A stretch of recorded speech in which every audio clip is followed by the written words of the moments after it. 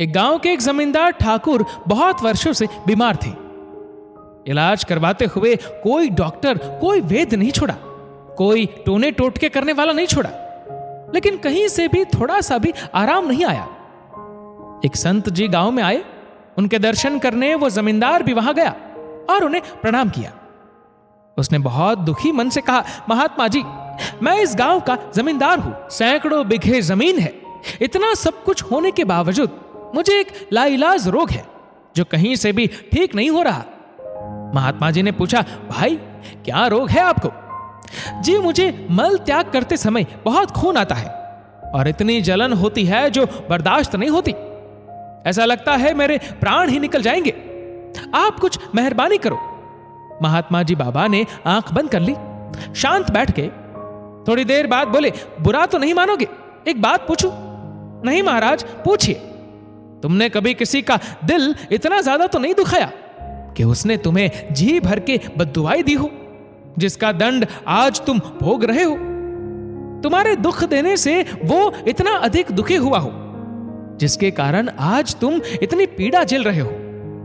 नहीं बाबा, जहां तक मुझे याद है मैंने तो कभी किसी का दिल नहीं दुखाया।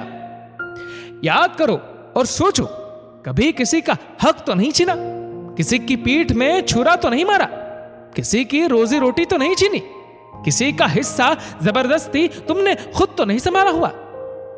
महात्मा जी की बात पूरी होने पर वो खामोश और शर्मसार होकर बोला, जी, मेरी एक विधवा भाभी है जो कि इस वक्त अपने मायके में रहती है। वो जमीन में से अपना हिस्सा मांगती थी।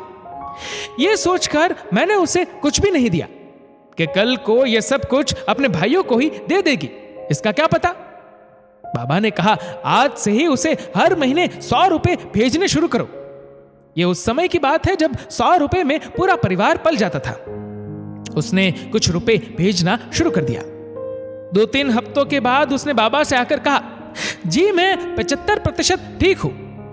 महात्मा जी ने सोचा कि इसे तो पूरा ठीक होना चाहिए, ऐसा क्यों नहीं हुआ? उससे पूछा, तुम कितने रुपए भेजते हो? जी, 75 रुपए हर महीने भेजता हूं। इसी कारण तेरा रोग पूरा ठीक नहीं हुआ।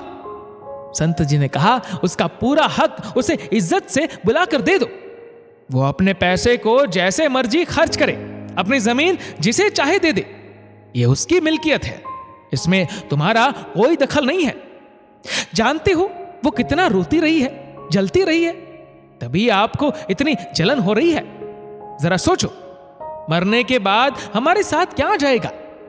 जमींदार को बहुत पछतावा हुआ। उसने फौरन ही अपनी विधवा भाभी और उसके भाइयों को बुलाकर सारे गांव के सामने उसकी जमीन, उसके हक का पैसा उसे दे दिया और हाथ जोड़कर अपने जुल्मों की माफी मांगी। उसकी भाभी ने उसे माफ कर दिया और उसके परिवार को खूब आशीर्वाद दिए। जमींदार का रोग शीघ्र ही पूरी तरह से ठीक हो गया।